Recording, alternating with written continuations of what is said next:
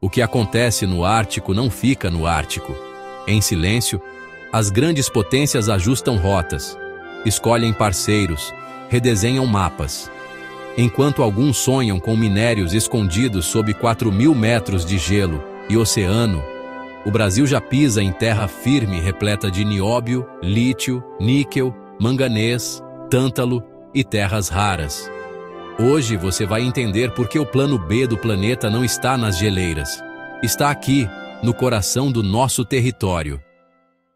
O Círculo Polar reúne 8 países e uma coleção de interesses. Rotas marítimas sazonais, gás e petróleo não mapeados e minerais estratégicos. Nos anos recentes, a região saiu do mito da paz eterna e entrou no noticiário da Realpolitik. Com o aquecimento acelerado, surgiram janelas de navegação no verão, como a Rota do Mar do Norte. Para alguns, isso significaria atalhos em relação ao Canal de Suez. Na prática, clima imprevisível, gelo móvel, seguros caríssimos, pouca previsibilidade logística. Resultado: tráfego ainda limitado, dependente de escoltas, infraestrutura escassa e altos custos. Estão acontecendo coisas no Ártico que seriam inimagináveis 20 anos atrás. Essa região está aquecendo em ritmo mais rápido do que qualquer outro lugar do planeta. E além de mudanças climáticas, acontecem mudanças estratégicas.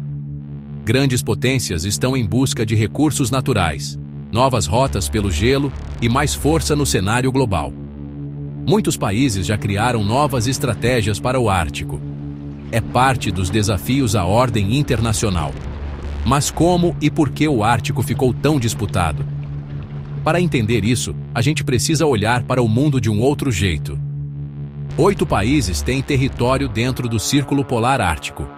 Estados Unidos, Canadá, Groenlândia, que é um território semi-autônomo da Dinamarca, Islândia, Noruega, Suécia, Finlândia e Rússia. Durante a Guerra Fria entre americanos e soviéticos, o Polo Norte era uma potencial rota de mísseis. Os dois países expandiram suas operações militares ali. E os Estados Unidos montaram uma base no norte da Groenlândia. Até que, em 1987, já na fase final da Guerra Fria, o líder soviético Mikhail Gorbachev propôs reduzir as atividades militares no Ártico. O que Gorbachev queria articular era uma visão em que os envolvidos no Ártico focassem em objetivos comuns. Nos anos seguintes, os 8 países formaram o Conselho do Ártico e passaram a cooperar em pesquisas científicas e meio ambiente. Vários países, inclusive os que não têm território ali, abriram bases de pesquisa. A China, a Índia e a Coreia do Sul, por exemplo, passaram a estudar como o Ártico influencia os padrões climáticos lá longe, na Ásia. O Ártico tem a fama de ser um lugar excepcional de paz e cooperação. Essa narrativa durou até a invasão da Rússia pela Ucrânia. Em 2022, a Rússia reacendeu as disputas da Guerra Fria. Em questão de meses, Finlândia e Suécia entraram para a OTAN, a Aliança Militar Ocidental. O mapa do Ártico foi dividido. De um lado, Rússia. Do outro, países da OTAN. A fronteira entre Noruega, Finlândia e Rússia é, na prática, uma linha de frente para a Rússia e para a OTAN. O Ártico, inclusive, foi palco de confrontos diretos, quando uma base russa ali foi atacada por drones ucranianos. Essa região é crucial para o exército russo. A maior parte do arsenal nuclear de Moscou fica ali. A Rússia reabriu dezenas de bases do período soviético e usou as águas árticas para testar mísseis hipersônicos. E tem mais. Um russo suspeito de ser espião se passou por acadêmico brasileiro para atuar no Ártico, mas acabou sendo preso na Noruega em 2022. Ele foi devolvido para a Rússia em uma troca de prisioneiros em 2024. Acho interessante reconhecer que o Ártico sempre foi uma incubadora de espiões, de espionagem. Isso era assim na Guerra Fria e certamente continua assim atualmente. Caças de combate russos e americanos já passaram bem perto um do outro nos céus próximos ao Alasca. E o Ocidente também está expandindo sua presença no Ártico. Em 2024, tropas de países da OTAN fizeram treinamento em escala só comparável à da Guerra Fria. O exército americano reativou tropas especializadas no Alasca. E Donald Trump já sugeriu anexar a Groenlândia. Os Estados Unidos ainda mantêm a base americana na Groenlândia, mas a resposta à proposta de Trump foi bastante contundente. Pesquisas de opinião indicam que os habitantes de lá não têm interesse em serem parte dos Estados Unidos. A maioria deles quer, na verdade, a independência.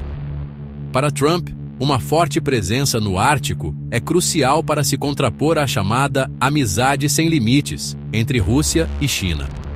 Navios das guardas costeiras russa e chinesa já fizeram patrulhas conjuntas no Oceano Ártico, e aviões bombardeiros dos dois países já voaram juntos perto do Alasca. A preocupação é de que alguns desses exercícios militares e patrulhas provoquem uma escalada arriscada, algum erro de cálculo. A China diz que seu objetivo é só se aprofundar na cooperação com a Rússia. Mas essa relação também tem intenções próprias. Teve o perigo do qual a Rússia tem total consciência que quanto mais colabora com a China, mais dá legitimidade para a China agir como um agente poderoso perto do Ártico. A China se considera um estado próximo ao Ártico, apesar de estar a 1.400 quilômetros de distância do Círculo Polar. Em 2018, Pequim lançou uma série de investimentos na chamada Rota da Seda Polar, mas enfrentou resistência de comunidades que querem diminuir sua dependência em relação à China. Não há dúvidas de que a China queira ter um impacto significativo no Ártico, mas isso ainda não deu frutos. A maior parte do sucesso econômico da China no Ártico vem de parcerias com a Rússia em projetos como a extração de gás natural. E transportar esse gás ficou mais fácil por causa do derretimento do gelo polar. Veja quanto gelo tinha lá no verão de 1979. Agora compara com o verão de 2024. É como se o Ártico tivesse perdido em extensão de gelo, o equivalente ao território da Argentina. Para muitos, isso é uma oportunidade de explorar o Ártico para navegação durante os meses de verão. De 3 rotas em potencial, a única viável atualmente é na costa norte da Rússia, conhecida como Rota do Mar do Norte. Existia a esperança de que parte do tráfego marítimo podia contornar o Canal de Suez e economizar muito tempo de navegação e em distância. 97 viagens de cargueiro foram feitas pela Rota do Mar do Norte em 2024, a maioria de exportações da Rússia para a China. Mas isso está muito longe do volume comercializado através do Canal de Suez, por onde passam 13 mil navios anualmente. O Oceano Ártico fica congelado na maior parte do ano, e a cada verão o ambiente fica cada vez mais imprevisível. São poucas as janelas de oportunidade para trafegar ali, e isso não garante previsibilidade para a indústria de comércio marítimo. Para além da navegação, o derretimento das geleiras levanta outras questões. Existe a narrativa de que o Ártico é a última fronteira de acesso às riquezas naturais. Estima-se que o Ártico abrigue 30% do gás não descoberto do mundo e 13% do petróleo não descoberto. A região, especialmente a Groenlândia, também tem minerais em abundância, mas não vai ser nada simples explorar esses minerais. No fim das contas, estamos lidando com ambientes remotos, caros de se operar, sem muita infraestrutura e onde não tem muita mão de obra especializada.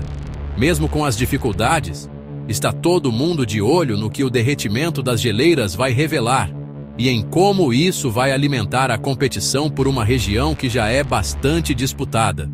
15 anos atrás, teríamos dito que o Ártico era uma região de alta latitude e baixa tensão. E não é só comércio. A região também virou vitrine tecnológica e estratégica. Patrulhas conjuntas, exercícios aéreos, reativação de bases, sensores, satélites e testes de novos vetores.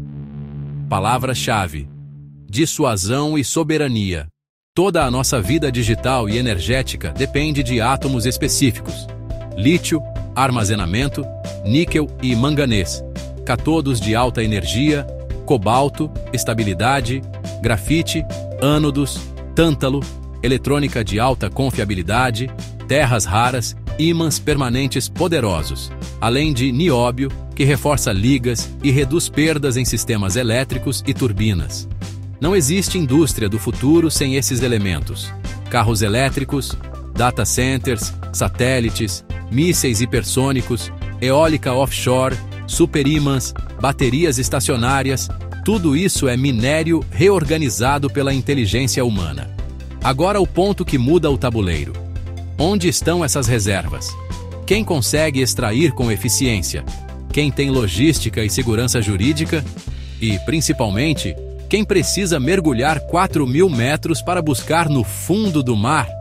E quem já tem em casa, com custos menores e cadeias domináveis, a mineração em águas profundas, seja no Pacífico, seja no entorno ártico, é uma fronteira possível, mas ainda caríssima. Desafios técnicos, ambientais, licenças, risco operacional. Para virar escala industrial, depende de tecnologia de ponta e aceitação regulatória. Já o Brasil, com reserva terrestre e tecnologia amadurecida, parte de outro patamar. Capex menor por tonelada útil, infraestruturas em expansão, ecossistema industrial crescente e proximidade de rotas comerciais consolidadas no Atlântico.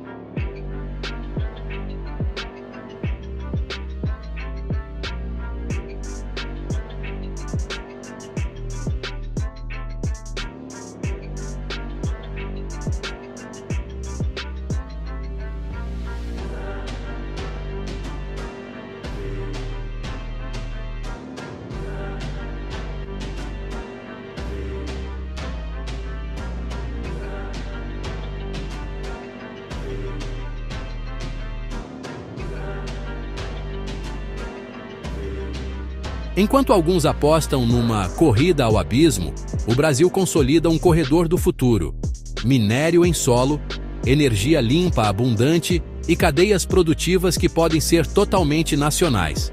Da mina ao ímã, da mina à bateria, da mina ao satélite. Enquanto o mundo olha para o norte, para um futuro incerto e congelado, a solução para a nova economia global floresce no sul. O que o Ártico promete em meio a disputas geopolíticas e gelo intransponível, o Brasil já possui, em terra firme e sob o sol. Não somos um plano B para o planeta. Somos o plano A para uma nova era industrial, construída sobre uma base de recursos e estabilidade que nenhum outro país pode replicar. Comecemos pela fundação de tudo: os minerais estratégicos. Com o nióbio, o Brasil domina mais de 90% do mercado global. Este supermetal que torna tudo mais leve, forte e eficiente é a espinha dorsal da alta tecnologia, de foguetes a supercondutores, e ela é brasileira. Depois, as terras raras, o coração dos superímãs para motores elétricos e turbinas eólicas. Enquanto o mundo depende perigosamente de uma única fonte, arriscando sua transição energética, o Brasil ativa suas vastas reservas. Nosso projeto para verticalizar essa cadeia, transformando o minério em ímãs aqui mesmo, é um movimento estratégico de soberania. É a nossa declaração de independência em materiais críticos. O tântalo é igualmente crucial para a eletrônica de alta confiabilidade, os capacitores em smartphones, aviões e implantes médicos. O Brasil possui reservas competitivas para garantir a estabilidade deste componente vital. E, finalmente, os pilares da eletrificação: lítio, níquel e manganês. No Vale do Lítio, em Minas Gerais, desenvolvemos projetos sustentáveis para o ouro branco, estabelecendo um novo padrão global. Nosso níquel e manganês são fundamentais para as baterias de última geração.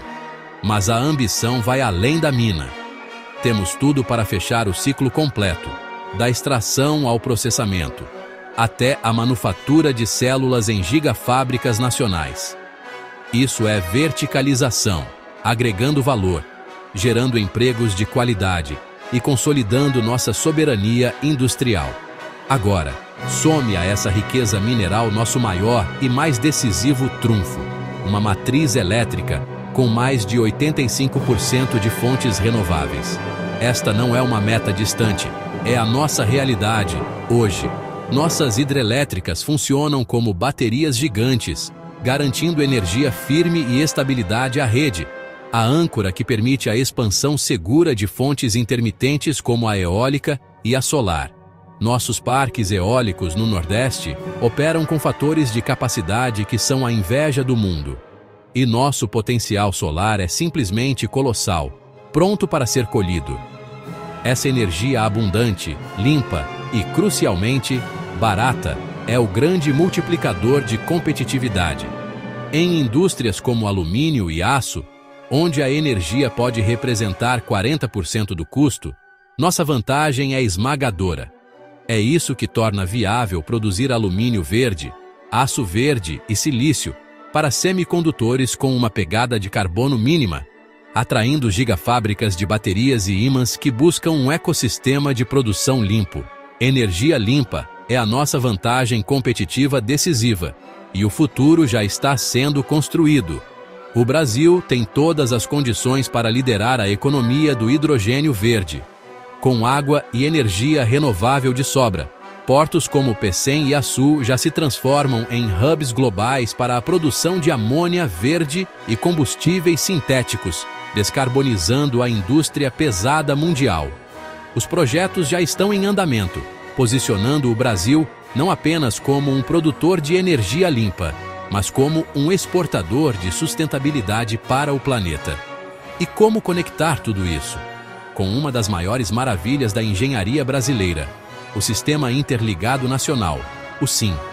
Uma rede elétrica de escala continental, com mais de 170 mil quilômetros de linhas, que une o país, bombeando energia limpa de onde ela é abundante para onde ela é mais necessária. A força do SIN foi provada com a recente integração de Roraima, que substituiu usinas a diesel caras, poluentes e instáveis por energia limpa e confiável da rede. Isso é mais do que levar luz. É levar desenvolvimento, dignidade e novas oportunidades econômicas. Ao garantir energia estável e a baixo custo para o Norte e o Nordeste, o SIN se torna a plataforma para uma reindustrialização inteligente. Ele permite que novas fábricas se instalem perto das fontes de matéria-prima, criando polos de alta tecnologia. O SIN é a artéria que bombeia competitividade para a nação, reduzindo custos, cortando emissões e distribuindo a prosperidade. Então, o que temos? Minerais estratégicos. A matriz energética mais limpa e competitiva do mundo. Uma rede logística que integra um continente. E uma base industrial, científica e humana, pronta para o salto. Enquanto o mundo aposta em rotas voláteis e territórios em disputa, o Brasil oferece estabilidade, sustentabilidade e escala. Não se trata de ser uma alternativa de emergência, mas de apresentar um modelo superior e mais resiliente, ancorado na democracia e na segurança jurídica. O mundo olha para o gelo e vê risco, uma nova guerra fria por recursos incertos e de difícil acesso. O Brasil olha para seus ativos e vê trabalho, produção, inovação e liderança. O potencial do Ártico é uma promessa distante, envolta em tensões e desafios ambientais. O potencial do Brasil é uma realidade presente, uma plataforma de lançamento para o futuro. Isso não é arrogância, é a execução de um plano estratégico. É o Brasil assumindo seu lugar não como uma peça no tabuleiro global, mas como uma força motriz da nova economia verde, a potência indispensável para o futuro do planeta, o Plano A. Em 2022, um espião russo fingiu ser pesquisador brasileiro. Foi preso na Noruega e 2 anos depois, trocado em um acordo sigiloso. Esse episódio mostrou o que todos já sabiam. O Ártico não é só o berço do gelo, é o berço da espionagem moderna. Entre o frio e o silêncio, movem-se satélites, sensores e agentes. Ciência e vigilância caminham lado a lado. Lá no alto, a competição continua.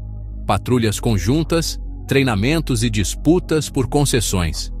Há quem visualize a Groenlândia como prêmio estratégico, há quem aposte em mineração ultraprofundas. Mas o custo real, a licença social, A regulação ambiental e a imprevisibilidade climática seguem como freios. Enquanto isso, o Brasil tem a chance rara de escapar da maldição da commodity. Não é vender pedra, é vender tecnologia. Isso significa industrializar em casa. Terras raras virando ímãs permanentes para motores e turbinas. Níquel-manganês, lítio virando células e packs de baterias. Tântalo virando componentes de alta confiabilidade. Nióbio reforçando ligas, linhas e equipamentos que reduzem perdas elétricas. Tudo com energia renovável, pegada de carbono menor e marca Brasil. Como transformar potencial em poder? Com um plano de ação nacional, que move o discurso do patriótico para o prático, através de 7 pilares. 1. Padrões e certificações. Acelerar normas para ímãs, baterias e materiais críticos. Made in Brasil. É criar um selo de confiança global, com rastreabilidade e ESG de verdade, para abrir os mercados mais exigentes. 1. Crédito e seguro de performance. Criar linhas para consórcios que fechem a cadeia, do mineral ao componente final. O objetivo é mitigar riscos, priorizando o conteúdo local para que a riqueza se multiplique aqui. 1. Infra 4.0.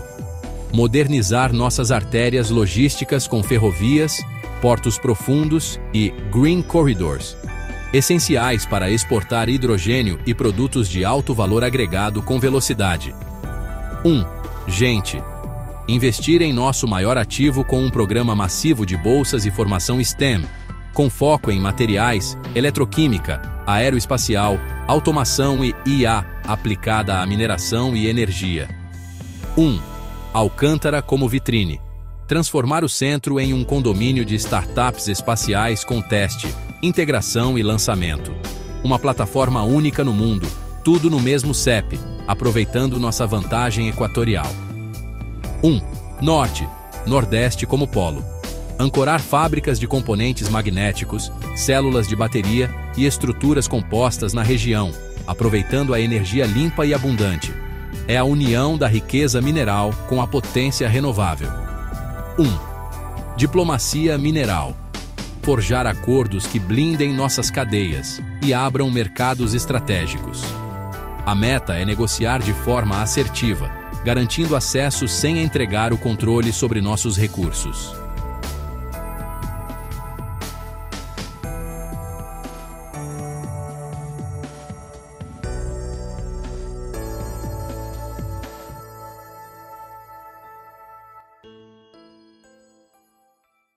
Pense no seu dia, em cada detalhe.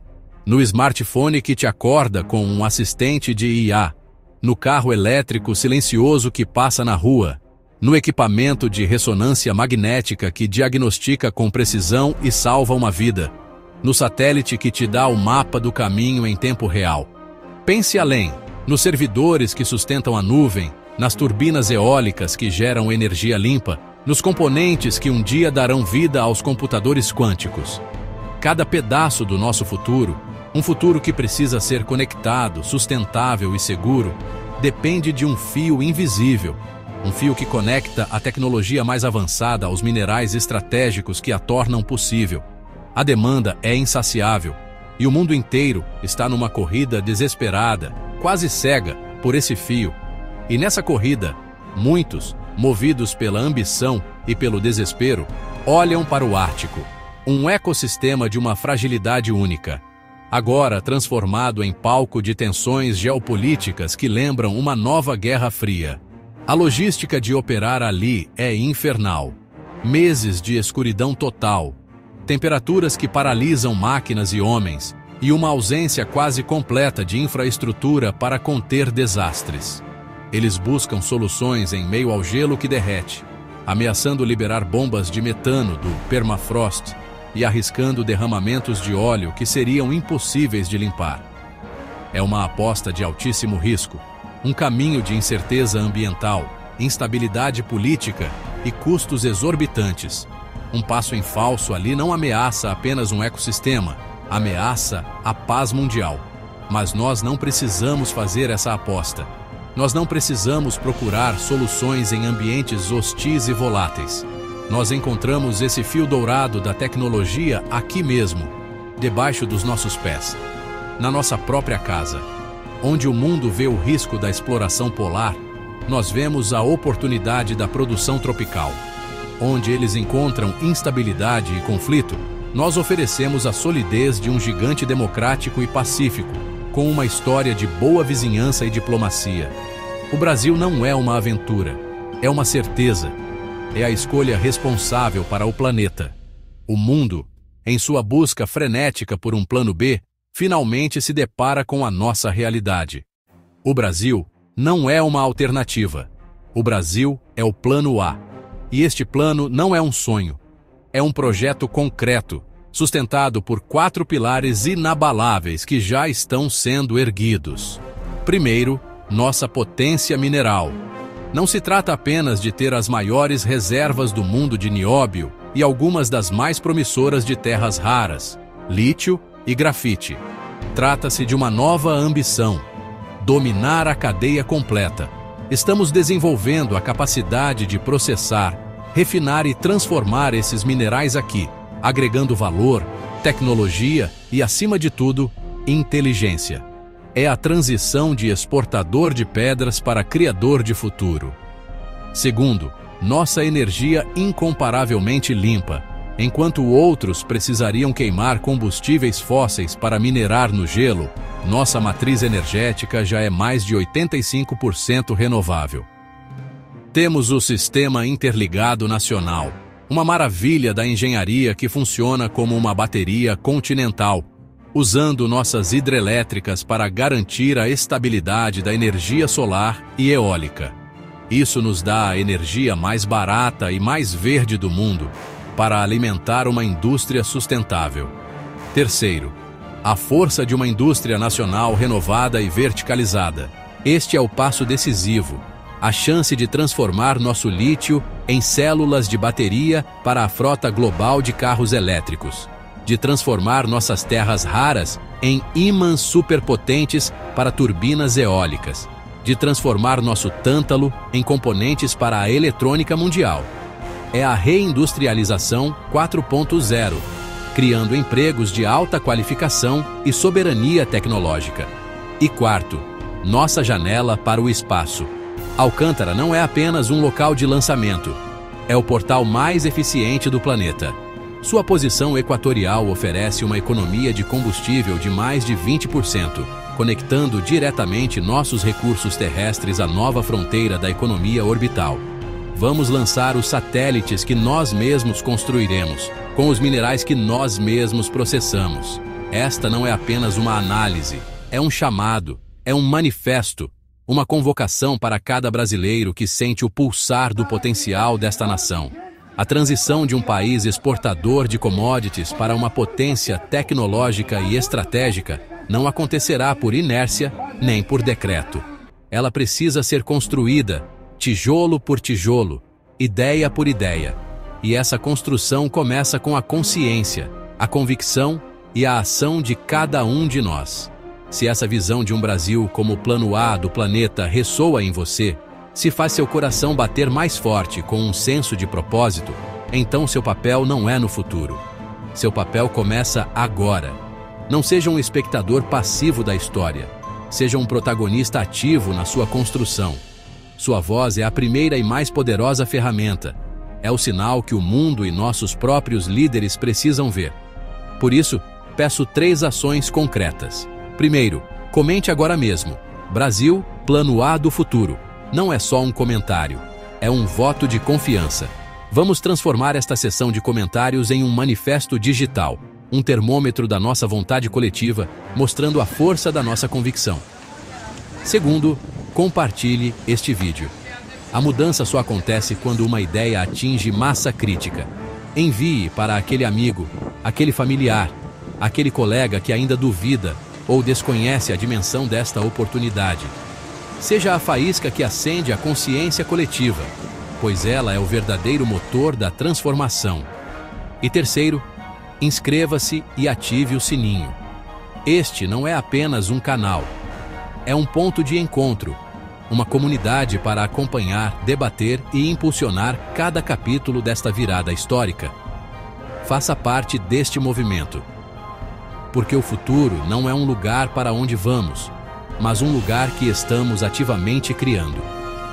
Por décadas, nos disseram que nosso papel era secundário, que as grandes decisões seriam tomadas em outros continentes e que nosso destino era fornecer a matéria-prima para o sonho dos outros. Essa era acabou.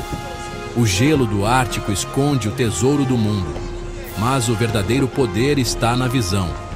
A soberania do século XXI não se mede apenas em território, mas em relevância estratégica, em capacidade de oferecer soluções. E o Brasil está no centro do tabuleiro. Portanto, que fique claro para o mundo e para nós mesmos.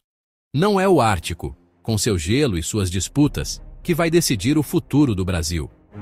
É o Brasil que, ao assumir seu destino com coragem e inteligência, vai decidir o futuro da transição energética, da estabilidade global e, por consequência, o futuro do Ártico e do mundo.